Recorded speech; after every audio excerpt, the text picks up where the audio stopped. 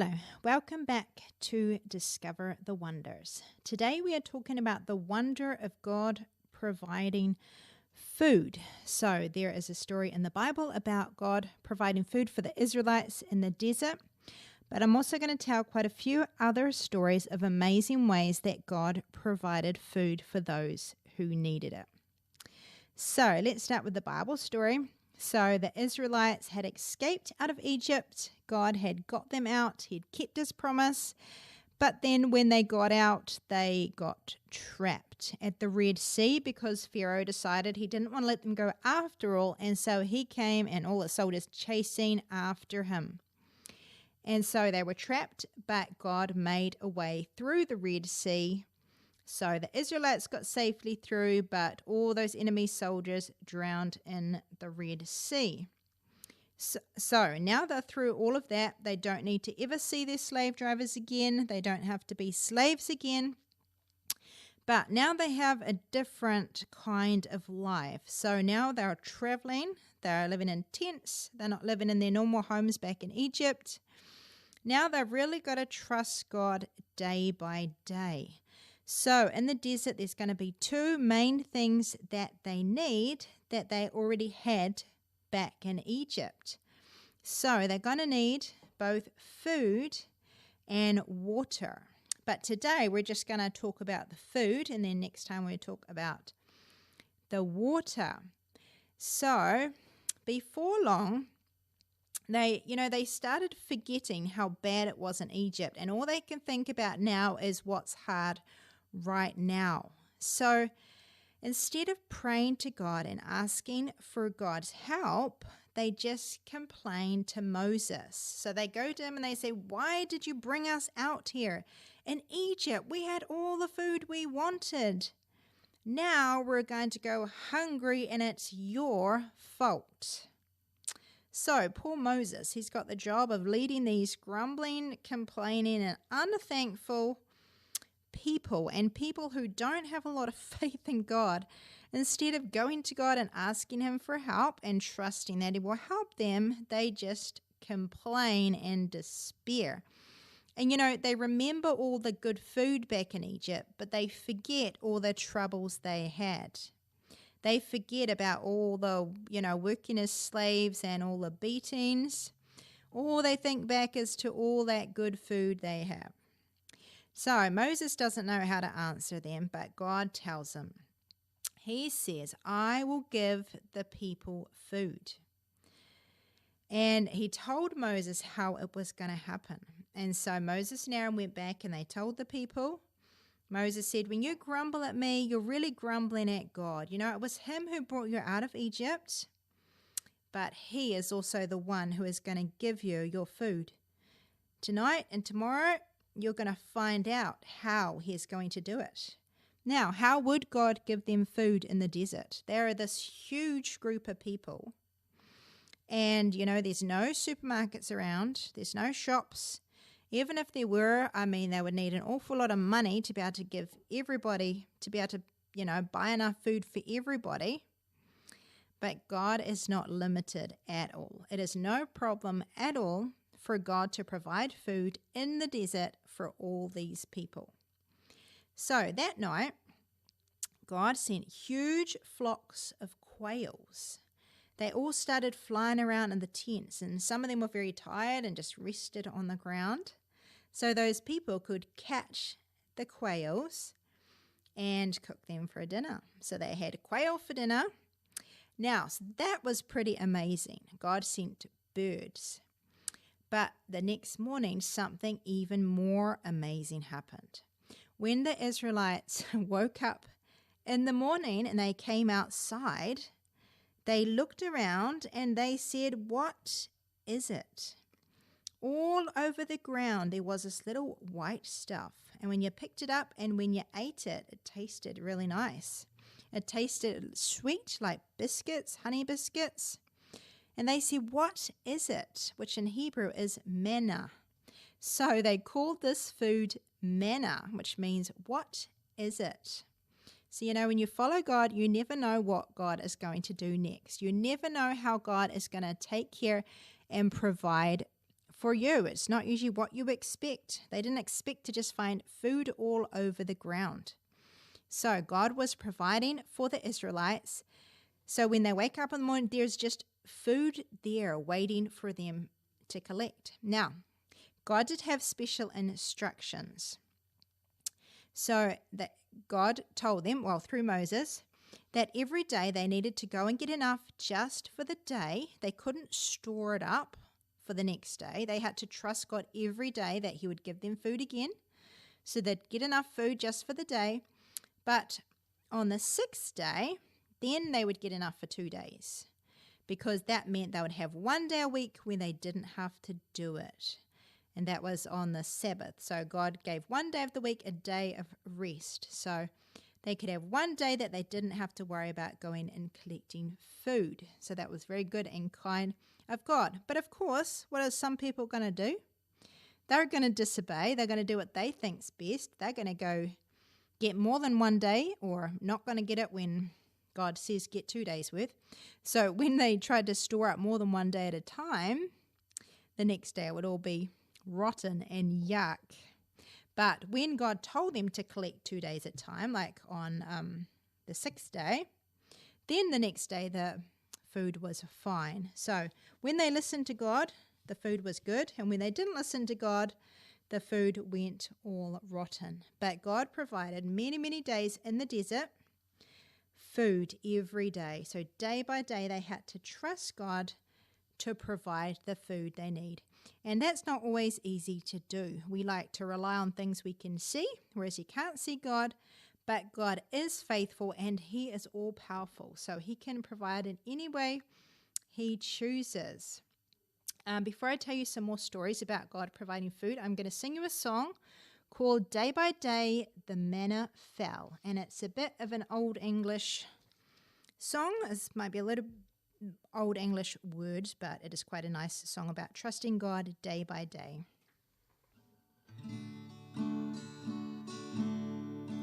Day by day the manna fell. Oh, to learn this lesson well. Still by constant mercy fed. Give me, Lord, my daily bread. Day by day the promise reads. Daily strength for daily needs. Cast foreboding fears away. Take the manner of today. Lord, my times are in thy hand. All my confident hopes have planned. To thy wisdom I resign, and would make thy purpose mine. Thou my daily task shalt give. Day by day to thee I live. So shall added years fulfill. Not my own, my Father's will. Oh, to live exempt from care by the energy of prayer. Strong in faith with mind subdued, yet elate with gratitude.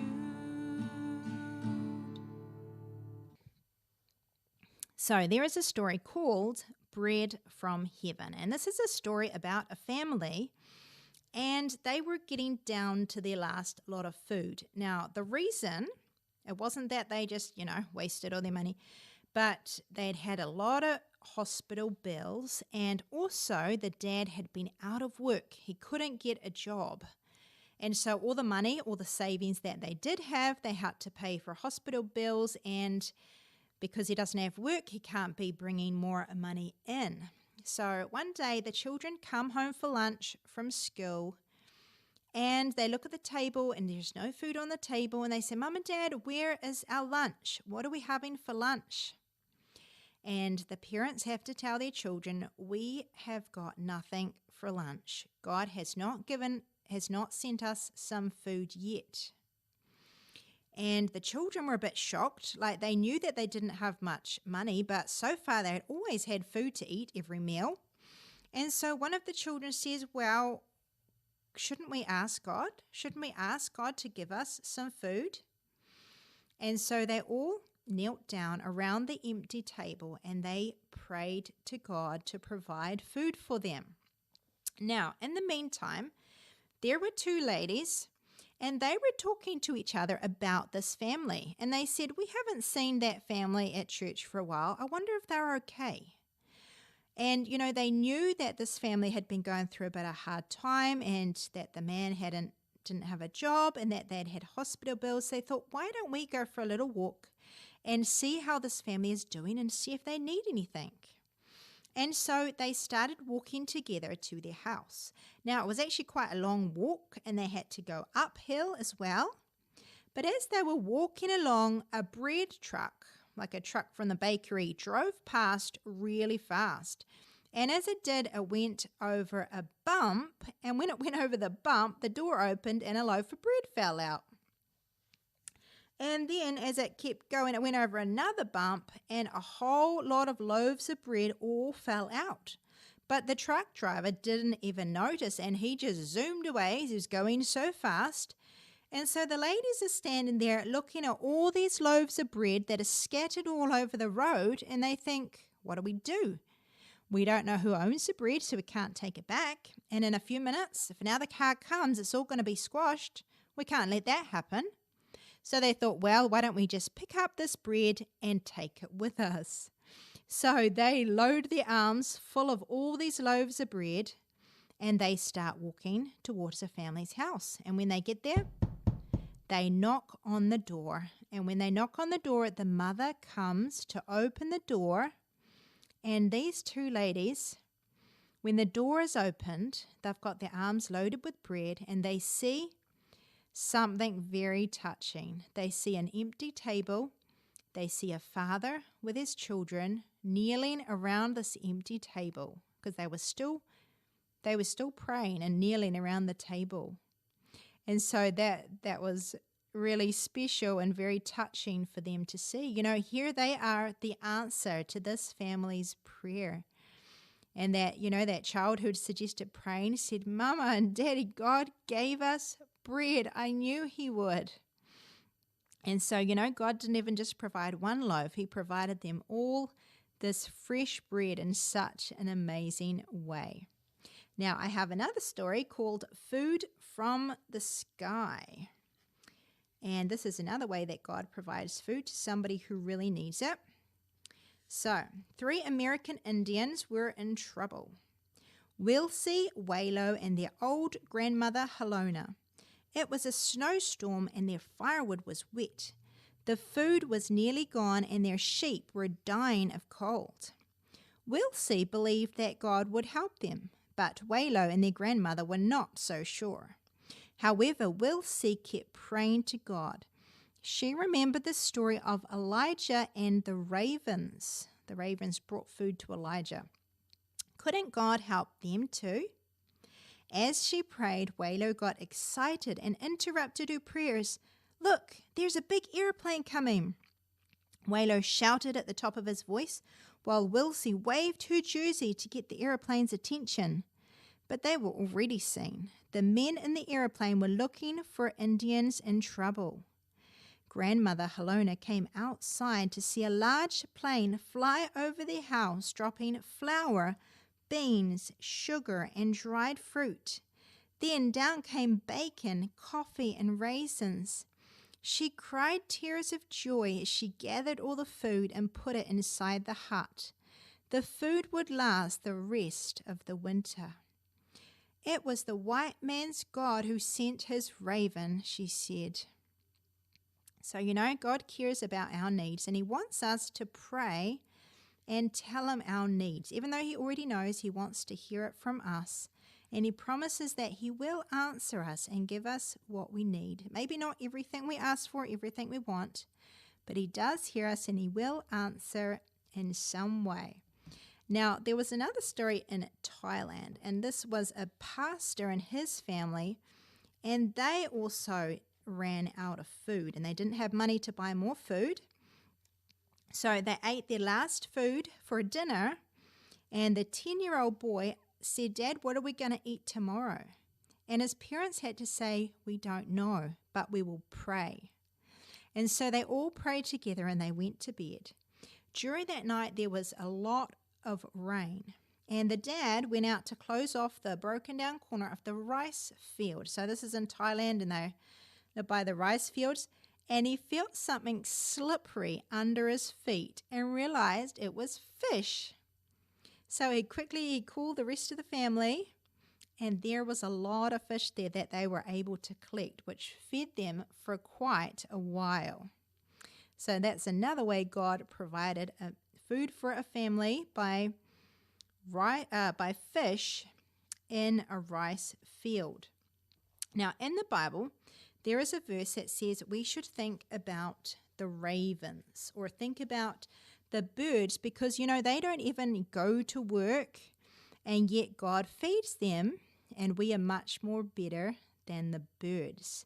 So God's saying, God takes care of the birds and he'll take care of us too. So I'm just going to sing you this verse.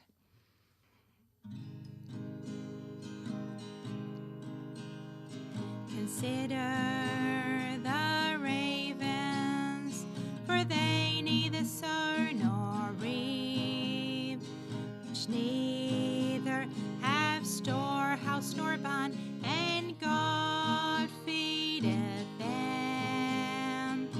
How much more are ye better than the fowls? How much more are ye better than the fowls? Consider the ravens, for they neither sow nor reap, which neither have storehouse nor barn, and God feedeth them. How much more are ye better than the fowls? How much more are ye better than the fowls? So that verse says to consider or to think about the ravens. So that's what we're going to do for the next few minutes. So did you know that ravens can talk? That's something I did not know, but they can talk, they copy what you say, and they can also copy sounds. So if they hear you coughing, they might start coughing, or they, can sing or just copy what they hear. And a group of ravens is called an unkindness. What a name.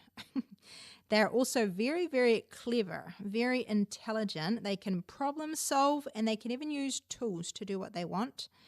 And they can remember faces as well. So they're very amazing birds. But I'm going to tell you two stories about ravens. So the first one is called The Raven and the Weaver. So many, many years ago, there was a German weaver who was quite poor, but he worked hard. But one Saturday night, he got bad news. As his employer was paying him, he said, "Business is bad. I don't need you anymore." So this poor guy is suddenly without a job. And he said, "But what about my poor wife and family?" But his master didn't really care too much about that. But the weaver said, "God helps. He will not forsake me." So he is trusting in God to help him. So let's see how God does help him. So when that man went home, he had to tell his wife and his children that he had no more money coming in. He had no work, nothing to rely on. But he told his family, God helps. He will not forsake us. And so before long, their food was starting to run out, and they were starting to feel hungry. But this man did not get angry at God. He didn't despair. He trusted in God. He comforted his family, and he prayed often with them and by himself that God would take care of them and give them what they need. And the neighbors, their neighbours were poor as well, and they felt sorry for them. But one boy, he thought they were rather stupid for praying and trusting in God. And so one day, as this boy was passing by the house and he could hear them praying, he picked up a dead raven and threw it through the open door. And he shouted, "There, saint, there's something for you to eat." And that weaver picked it up and he said, "Oh, the poor thing seems to have died of starvation because it's very thin. Hey, there's something hard in its crop." And so he opened up the bird's crop, I think that's like under its throat, and guess what he found inside? Inside there was a golden necklace. It looked like it was very expensive. And so he thought, wow. So he took it to a jeweler and he said, "Do you know who owns this necklace?" And the jeweler said, "Oh, yes, I do know. It is worth a lot of money, and it belongs to the man that you used to work for. And his whole household has been upset because it is missing." And so the weaver quickly went back to his old boss and told him how he had found the necklace. And the man was very thankful, and he straight away promised to give this man's job back again. And he was very touched by the proof of what that man had said. That man had simply trusted God and said, "The Lord helps." And this man, the boss, he had seen that God helped them in such a strange way through a dead raven that somebody threw at them just to be rude, and yet it was God taking care of them and providing for them. So that is a really neat story, the raven and the weaver. But I have another story about the raven and the ring. So this story was in a village near Warsaw. There was a Christian guy, a poor man called Dobry, and his wife had been sick. And so, I guess he had a lot of doctor's bills, and so he'd gotten very behind with his rent. And it wasn't his fault, it was just his circumstances. But his landlord was not a kind man.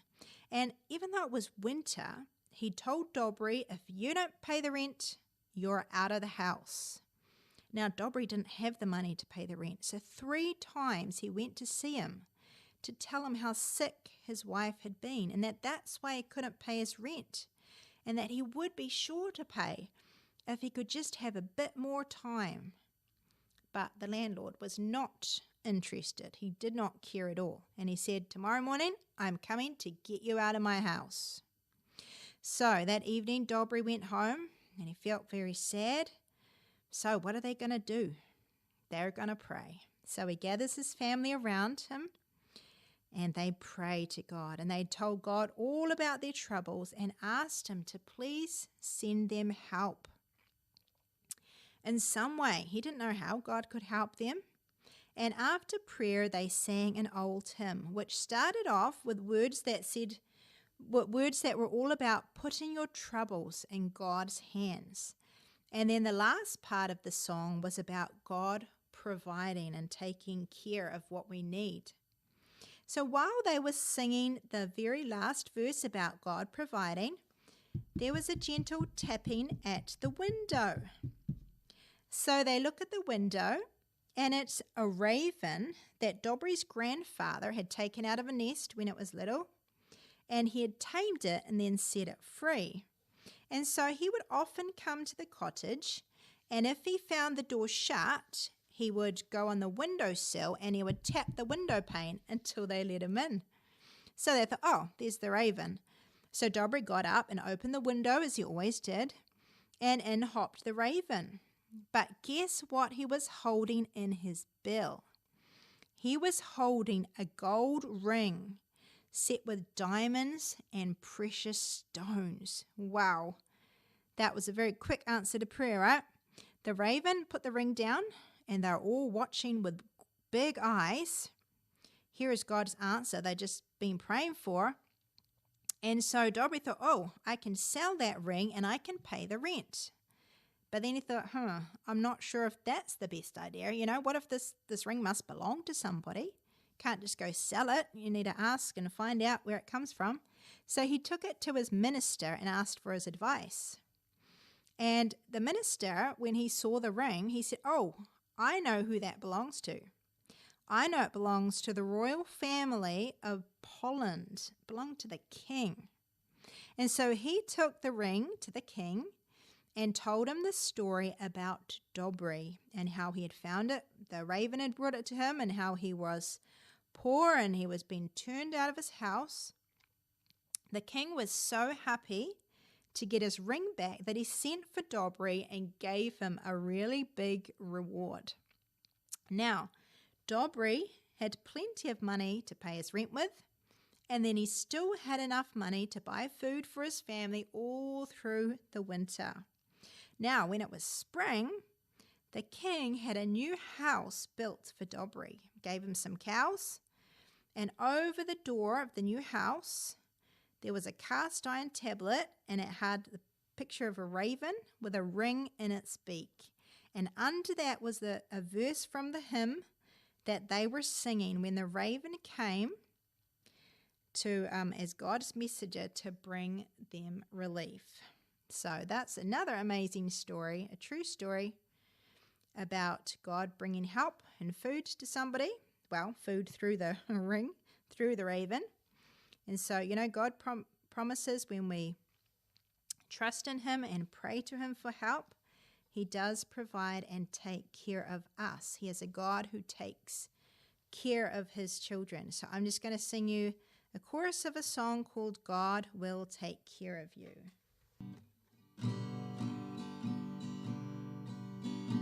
God will take care of you through every day or all the way. God will take care of you. God will take care of you. God will take care of you through every day or all the way. He will take care of you. God will take care of you. So when you have needs, pray to God and trust in him and see what God does. He may not give you the exact thing you ask for.